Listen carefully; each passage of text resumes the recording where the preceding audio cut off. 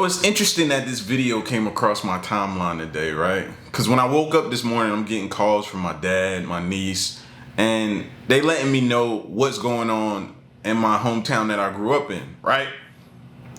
We had a terrible storm down there that hit, and a lot of people's houses are flooded. I mean, the water levels are high. You know, the fire department, rescue, all of them are having to get people out by boat. And it's so sad and insane to see, and it got me thinking, man. Like we've seen a surge in storms and floods and hurricanes and tornadoes here lately. What is that saying? Like, we need to take a step back and figure out what our planet is trying to tell us.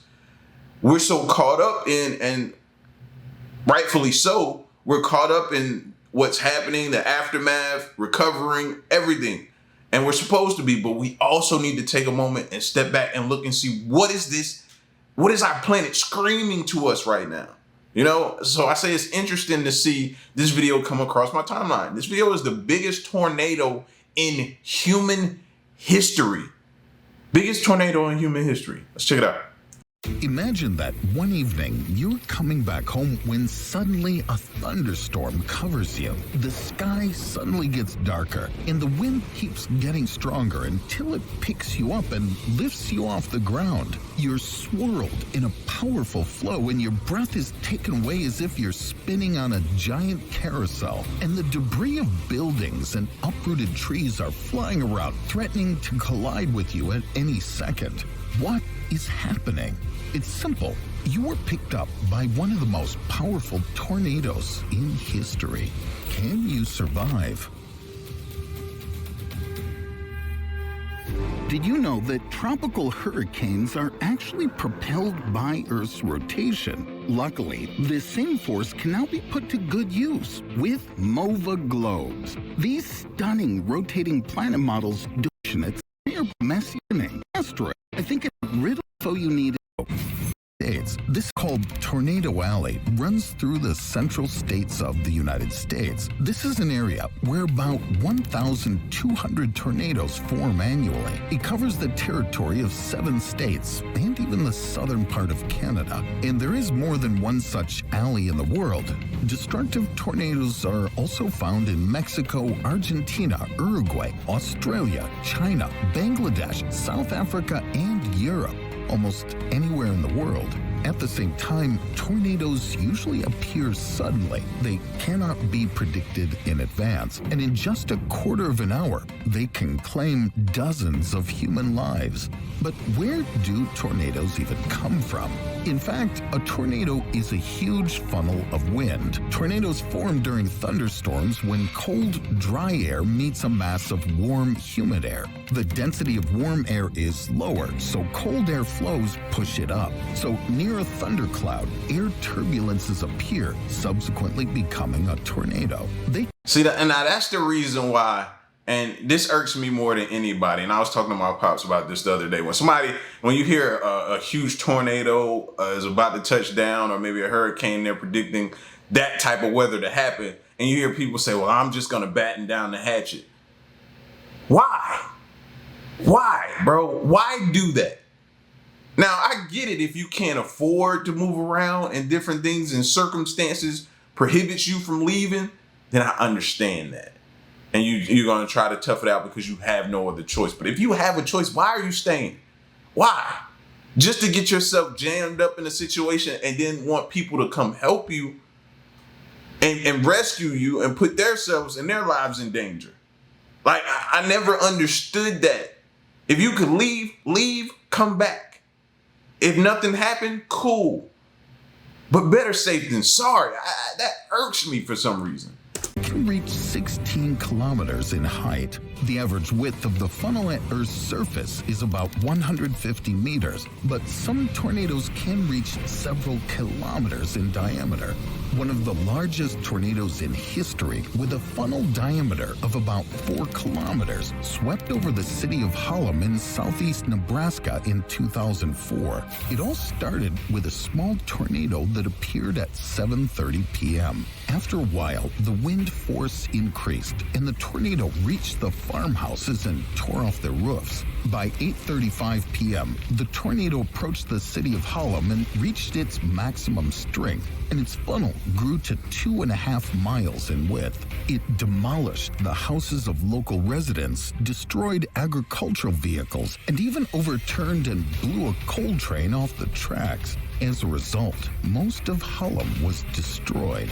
Unfortunately, not all the local residents managed to take cover. As a result, 1 person died and 38 were injured. The tornado raged for over 100 minutes, and during this time, it covered a distance of 84 kilometers. And this is although tornadoes usually disappear in 15 to 20 minutes. But although the Harlem tornado was powerful, long, and destructive, it's far from an absolute record.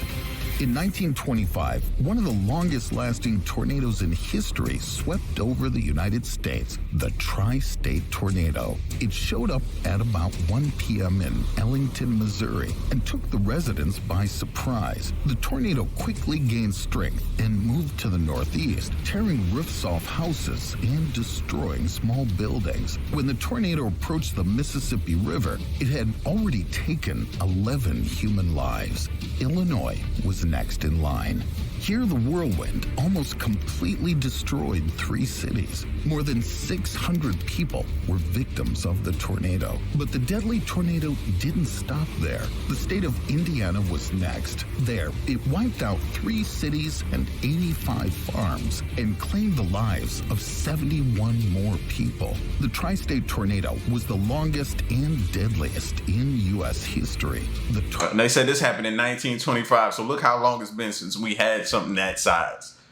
What does that scream to y'all? To me, it says, okay, fam, we're due. Like, maybe start trying to slowly prepare yourself. I know a lot of y'all are, and I should be, and it's a shame that I'm not, you know? And I keep asking people about, like, those storm shelters and different things, like how to get those built. What's a good way to go about having one of those around your home, or what do you do? You know, I grew up with my parents telling me, okay, if the storm hit, go get in the bathroom, pull a mattress over you, and get in the tub, pull a mattress over top of you in the tub. Like, to me, that sounds crazy now these days, but that's all I have to go by. So, I don't know, man, but I do need to get a plan in place, because obviously, it's, number one, it's been a long time since we have something. And with these surges of all these storms, tropical storms, tornadoes, hurricanes, different things have been happening, one big one may be on the horizon. Tornado lasted for 3.5 hours, covering more than 350 kilometers. As a result, almost 700 people died, 2,000 residents were injured, and tens of thousands were left homeless. The wind speed inside the vortex reached a whopping 480 kilometers per hour. But even this is not the limit. The Bridge Creek Moore tornado broke that dismal record in 1999.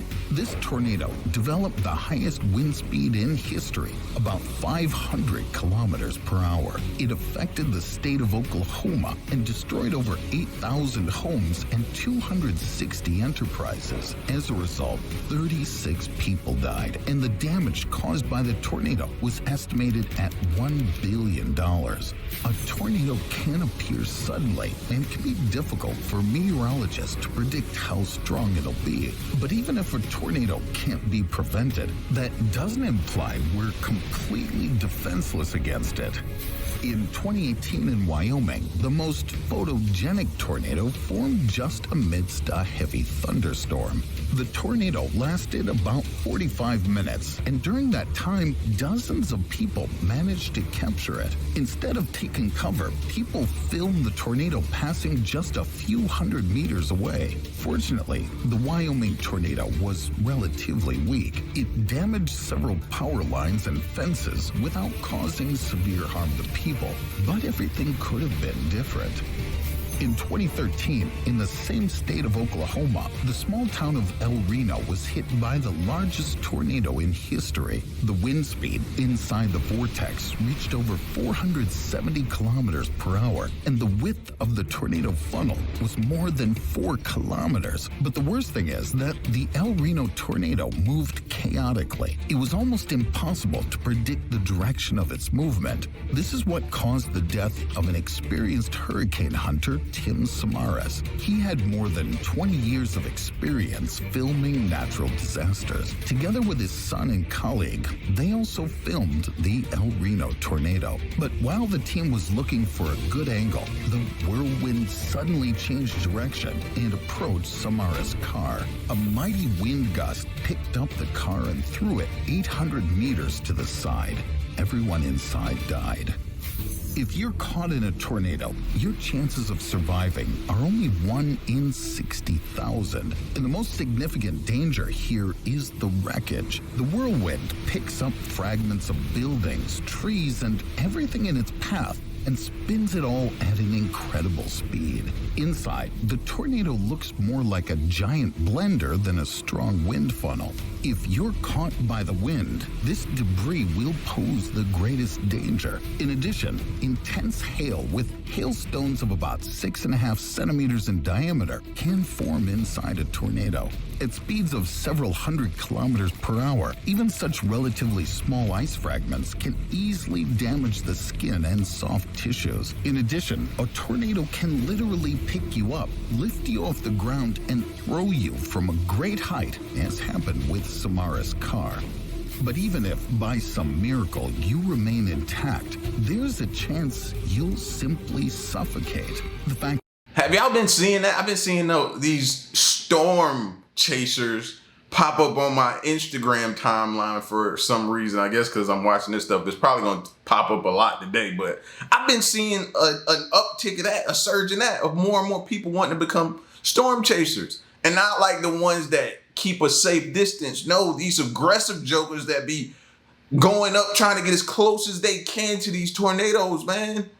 And then when they get inside them, you hear them in there praying, oh, please God, please God, please God, please save us, please watch over it. I'm like, fam, why would y'all drive to the tornado and then start panicking and want somebody to save you? Like, y'all gotta chill, bro. But these adrenaline seekers, bro, they out of control. Fact is that the air density inside the vortex is 20% lower than usual, approximately like that on the top of Mount Everest. You can just lose consciousness from lack of oxygen and suffocate. So how can you save yourself if a tornado is approaching you? The first step is to find a hiding place. A specially equipped shelter would be perfect, but if it's nowhere near, just hide in the basement of the house. If you don't have one, you can hide in a room that's separated from the street by at least 2 walls and has no windows. A corridor, bathroom, or any other room in the center of the house will work. You can also hide under a heavy table or cover yourself with a mattress. This will help partially protect against debris. If you hear the sound of an approaching tornado, immediately lie face down on the floor and cover your head with your hands. And don't rush to leave your shelter when you realize the tornado is moving away. After all, as you remember, the trajectory of a tornado can be very unpredictable. If your cover is in the affected area, you must leave it very carefully. Pay attention to objects around you. Broken power lines or sharp fragments may be nearby. If the building is badly damaged or you're under rubble, it's better to wait for rescuers to arrive and not try to get out on your own. And one more thing, lighting a cigarette to calm your nerves is a bad idea. Remember that a tornado can damage gas pipes, meaning it's better not to use a lighter or matches. But what if a tornado catches you off guard on the street and there's no... Some of y'all was probably smoking while watching this video and y'all probably went, oh God, I didn't know that. Glad I watched this video. I'm glad you watched it too, fam, because yes, they can destroy gas lines. Shelter nearby. If you're in a car, stay in it. Fasten your seatbelt if you haven't already, and crouch below the window line. At the same time, it's worth covering your back with outerwear or blanket and clasping your head with your hands to protect yourself from debris. If you're in an open area and there's absolutely nowhere to hide, look for any deepening in the ground, such as a hole or a ditch. Lie face down in it and protect the back of your head with your hands. Try to find something to cover yourself with. These tips can help you survive if a tornado is coming your way. But there are tornadoes from which it's almost impossible to escape. In 2018, a series of massive wildfires engulfed California. They spread over an area of 6,500 square kilometers and led to the deaths of 103 people. But besides the fires themselves, something else was the cause of the destruction. During the evacuation, residents of the city of Redding noticed strange swirling clouds of smoke and flames above the flaming trees. It was a fiery tornado. It ruthlessly uprooted trees, overturned cars, and literally set fire to everything in its path. The U.S. National Weather Service determined that the wind speed in this fiery whirlwind was about 230 kilometers per hour. In fact, a fiery tornado isn't really a tornado. It forms over a fire when the heated air rises and forms vortexes. Usually, such a tornado reaches only 10 to 50 meters and disappears within a few minutes. But sometimes, a fire tornado can grow up to 1 kilometer. At the same time, the temperature inside such a vortex rises to 1,000 degrees Celsius. Such tornadoes last for no longer than 20 minutes. A fiery tornado can easily uproot trees up to 15 meters high and spread forest fires for many kilometers. But sometimes, such tornadoes can reach cities. In 1871, during steppe fires, a fiery whirlwind destroyed an entire community in the city of Peshtigo, Wisconsin. In 2003, a fire tornado in Australia caused the instantaneous ignition of bushes in an area of 1.2 square kilometers. And in 1923, a fiery whirlwind appeared during the Great Kanto earthquake in Japan. It's believed to have claimed the lives of about 38,000 people in just 15 minutes. And the worst thing is that escaping from a fiery tornado is tough. After all, it's best to hide in the basement or inside the house to protect yourself from a whirlwind. But at the same time, such a tornado can not only destroy your shelter, but also provoke a fire. In this case, being in a shelter can be life-threatening. Therefore, in the case of a fire tornado, part of the security measures will have to be sacrificed. If a whirlwind of flames is approaching you, immediately hide in the central part of the house in a room without windows. And as soon as the tornado moves to a safe distance, leave the building immediately. Your task is to get outside as soon as possible before the fire starts. Luckily, fire tornadoes are very rare and dissipate pretty quickly, at least on Earth. In mid-March of 2023, NASA's Solar Dynamics Observatory captured a giant tornado of hot plasma raging on the sun. It reached a height of 120,000 kilometers, which is like 9 of our planets set on top of each other. The tornado lasted about 3 days before crashing back into the sun. If our Earth got into such a tornado, life on it would come to an end. But what if I say that tornadoes that annihilate all life in their path can also form on our planet? Any sufficiently strong tornado can be deadly, but just imagine how destructive several powerful tornadoes can be all at once. A multiple vortex tornado isn't actually such a rare phenomenon. Typically, multiple tornadoes are much smaller and weaker than normal ones, but don't let this fool you. Their main danger is that such whirlwinds amplify wind gusts. They can increase wind speed by about 160 kilometers per hour. In this case, the damage from the tornadoes themselves can be insignificant, but the powerful wind that accompanies them can wipe out entire cities. In 2014, a double tornado completely destroyed the small town of Pilger, Nebraska. More than half of the city simply disappeared, and all of the buildings were damaged. Only 350 people lived in Pilger, so large-scale casualties were avoided. However, 2 people died and 16 were injured. Meteorologists were shocked by this phenomenon. The fact is that the tornadoes in Pilger weren't like an ordinary multi-vortex tornado. Both whirlwinds were powerful and lasted long enough. If they met a metropolis on their way, tens or maybe hundreds of thousands of people would suffer. Now, imagine what as many as 13 concurrent tornadoes could do to a city. This is exactly what happened in the vicinity of Dodge City, Kansas in 2016. On May 24th, the so-called supercell formed over the city. This is a special type of thundercloud that contains a mesocyclone, a deep and persistent rotating updraft. Supercells often lead to the formation of entire clusters of tornadoes. That day, 13 tornadoes formed around Dodge City. Fortunately, nah, man. 13 tornadoes in a day is crazy. What did I do to Mother Nature to deserve this, fam? Man. I pay my taxes. I go to work every day. I come home. I love my family. I don't do bad by people, bro. What did I do to live in a place that deserves 13 tornadoes in a day?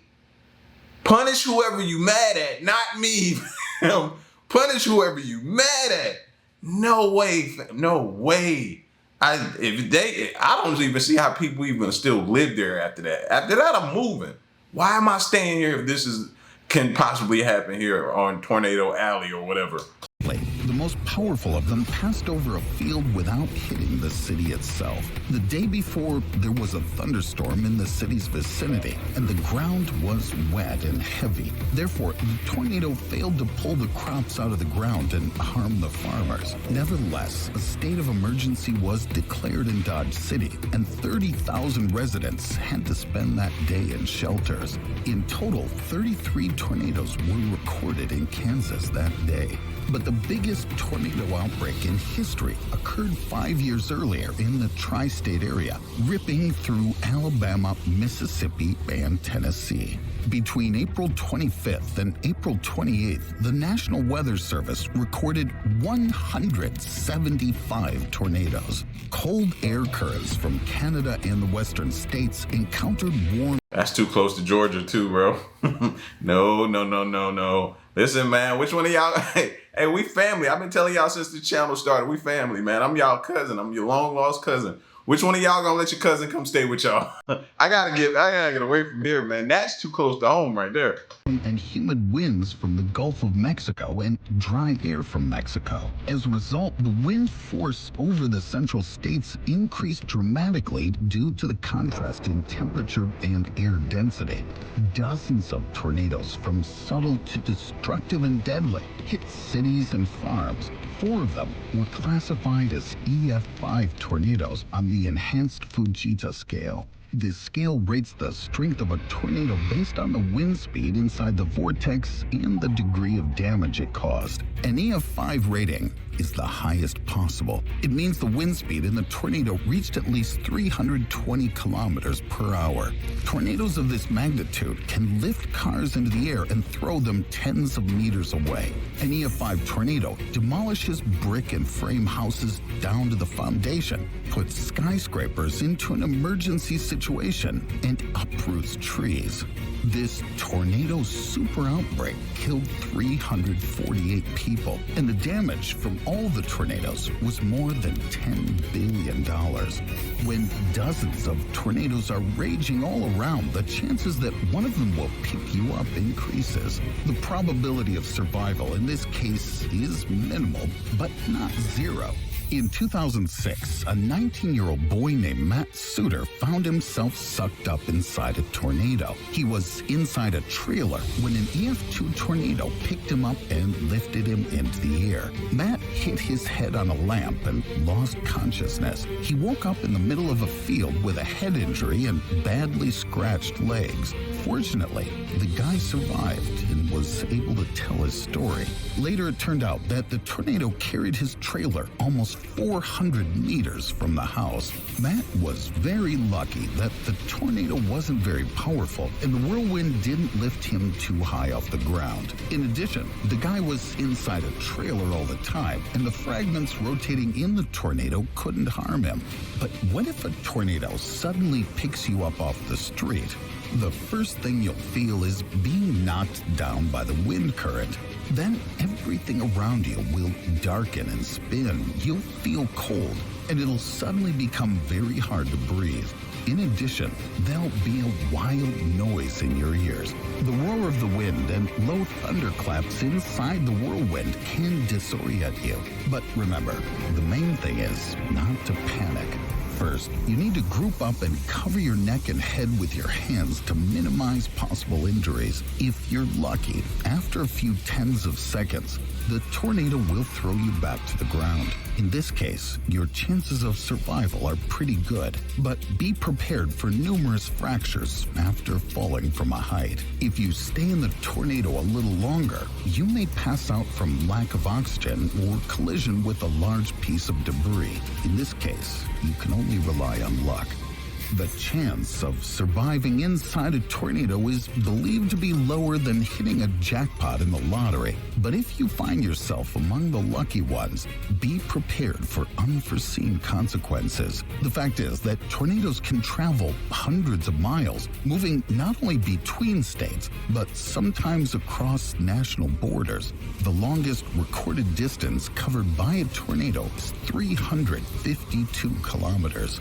And if you're lucky enough to get caught in a tornado somewhere in Oklahoma, you might wake up on the Louisiana coast. But I wouldn't rely on luck so much. What about you?